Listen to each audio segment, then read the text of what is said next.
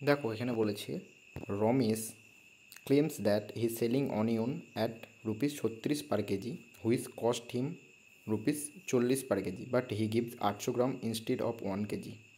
তাহলে profit percentage বা loss percentage কত হবে?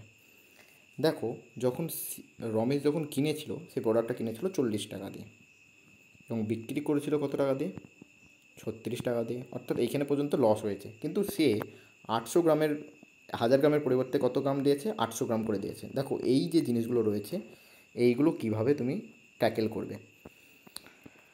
সে 1000 গ্রামের পরিবর্তে কত গ্রাম দিচ্ছে? 1000 গ্রামের পরিবর্তে তাকে দিচ্ছে হচ্ছে 800 গ্রাম। দেখো এটা তো কোয়ান্টিটি, আর প্রফিট বলো বা লস বলো সেটা সবসময় প্রাইজের ওপর বার করতে হয়। আর তোমরা এটা জানো যে কোয়ান্টিটি রেশিও যা হবে তোমাদের প্রাইজের রেশিও কী হবে? তার অপোজিট হবে। অর্থাৎ প্রাইজের রেশিও কত হয়ে যাবে? 800:1000। দেখো এগুলোকে আমি একটুখানি ছোটো করে নিই, 8:10। তো প্রাইজের রেশিও হবে 8:10। তো এইটা এইখানে করে লিখে দেবো 8:10। তো দুটো রেশিও পেয়ে গেলাম, 40, 36, 8, 10। এই দুটোকে গুণ করব। কাটাকুটি হচ্ছে না দেখে নিই। 4, 10, 4, 9, 36। দেখো এই 10-এর সঙ্গে এই 10 কেটে যাচ্ছে। তো সিপি হচ্ছে 8, এসপি হচ্ছে 9।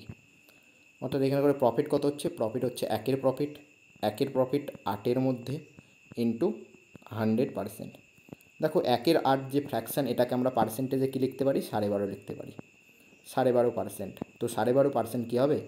প্রফিট করবে। অপশান নাম্বার ডি হবে একেবারে সঠিক উত্তর, 12.5% প্রফিট হবে।